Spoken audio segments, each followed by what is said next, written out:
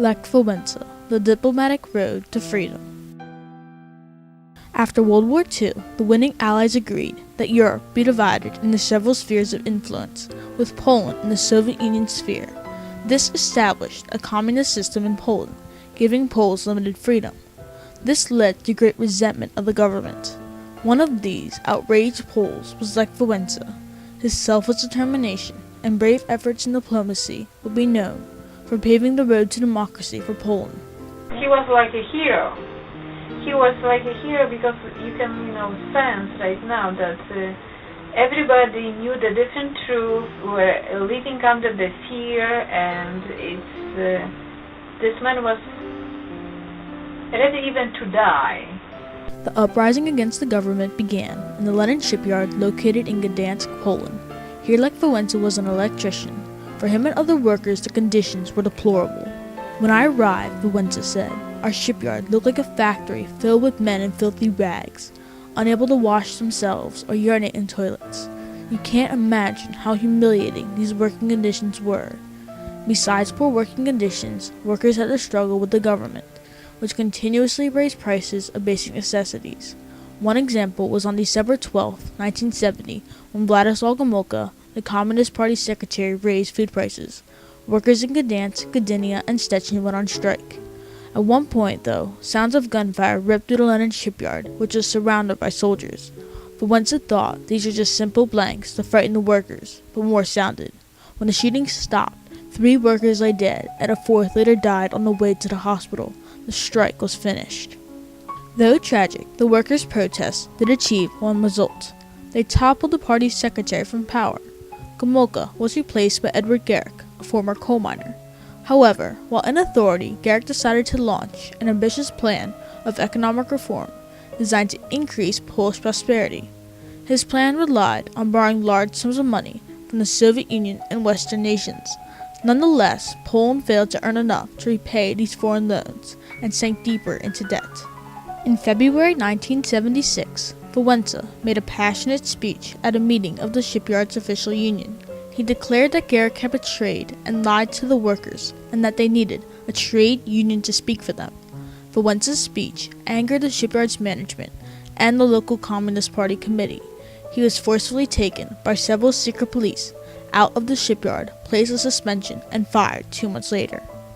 Coming into the 1980s, Poland's economy continued to suffer. In August, the Lenin shipyard fired Anna Walentowicz, an anti-communist union leader whose firing led to a strike at the shipyard. On August 14, 1980, Walesa returned to the shipyard and spoke to the workers, encouraging them to continue their strike. The workers made Walesa head of the strike committee. They had 4 demands: the reinstatement of Anna Walentowicz and Lech Walesa, a promise of no punishment for the strikers, a monument built to the victims of the 1970 strike, and a pay raise for each worker. Walesa and the strike committee then took diplomatic means and conducted negotiations with Gdansk, the yard's director. Gdansk offered to rehire Walentowicz and Walesa and to give all shipyard workers an increase of 75% to their wages. The strike committee accepted Gdansk's offer. On the other hand, other workers wanted the strike committee to drive a harder bargain, so Walesa decided that the strike would go on. Natomiast ta walka z tym potworem komunistycznym This fight with the communist monster was really impossible. była niemożliwa inaczej jak We could only fight against it by using its own weapons, because it pretended to be the people's system. ja w ogóle takim nie był. I dlatego punktowanie The only effective way was for us to organize around bread and butter issues bardziej skuteczne. I w związku z tym and use these concerns to gain our freedom. czy droga przez chleb do wolności, We set about using truth to conquer untruth. zwalczanie kłamstwa, to była jedyna możliwa droga. Walesa returned to tell Gdansk that the strike was not over after all.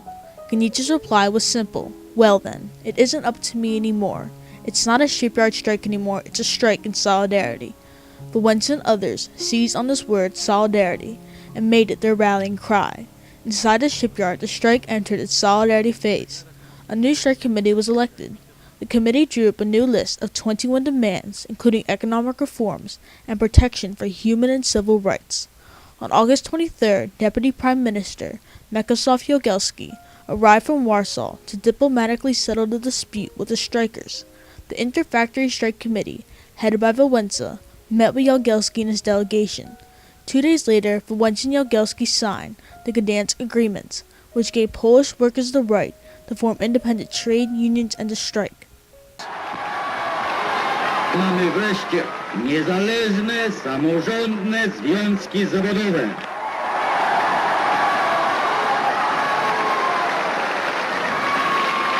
Mamy prawo do strajku. The strike was over, and through the diplomacy of Wałęsa and the strike committee, a new union called Solidarity was born. Wałęsa was appointed to serve as acting chairman of the union. Solidarity had two identities. It was a labor union, and it was also a broader social and political movement, perhaps the germ of a political party. In 1981, Garrick was forced out of office. His replacement was Stanislaw Kania, who governed the country together with General Wojciech Jaruzelski. As Solidarity continued to challenge the communist government, Moscow watched with growing alarm. Soviet pressure on the Polish government was intense. Leonid Brezhnev pressed Jaruzelski to plan countermeasures. I received a letter from Brezhnev. This letter had the character of an ultimatum, warning Poland not to change its structure and policies. If we made any changes, we should expect military intervention. Then, on the night of December 12, 1981, radical members of Solidarity called for a nationwide vote on whether the authorities were fit to govern the country. If the vote was negative, they proposed that Solidarity form a new government. Wałęsa was furious at his radical colleagues. He knew that the government could easily interpret the debate as treason, which should be met with stern oppression. Wałęsa knew that the end had come. The next morning, December 13, 1981, the people of Poland woke to find their country under martial law. At midnight, Wojciech Jaruzelski called out the army and ordered 10 columns in the Warsaw, Gdansk, and other cities. Solidarity was banned. Over 600 Solidarity leaders and members were arrested. In 1981, I said to the gentleman who came to arrest me, "This is the moment of your defeat. These are the last nails in the coffin of communism." Besides the people of Poland, the world too reacted in various ways. The Soviet Union was pleased that Jaruzelski acted to keep the communist government from toppling. On the other hand, the United States and other democracies condemned his maneuvers. They have been betrayed by their own government. The men who rule them and their totalitarian allies fear the very freedom that the Polish people cherish. In July 1983, martial law was formally lifted. In the spring of 1985, a new leader came to power in the Soviet Union. His name was Mikhail Gorbachev. His goal was not to scrap the communism system, but to save it from a permanent economic decline.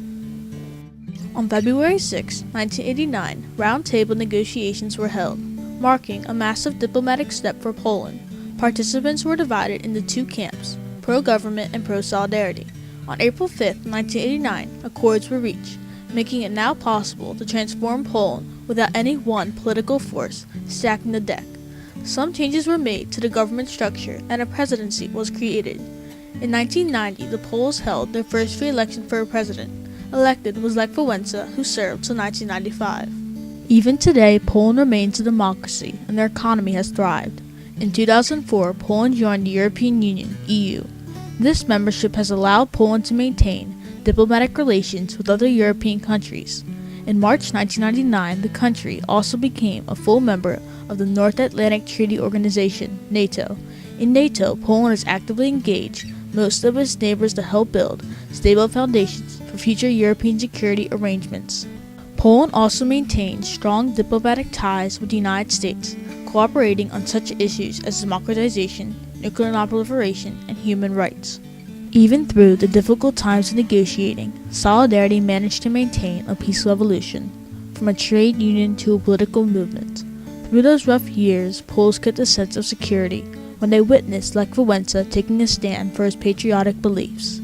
As Poland's diplomatic ties to the rest of the world flourish, its own democracy continues to mature.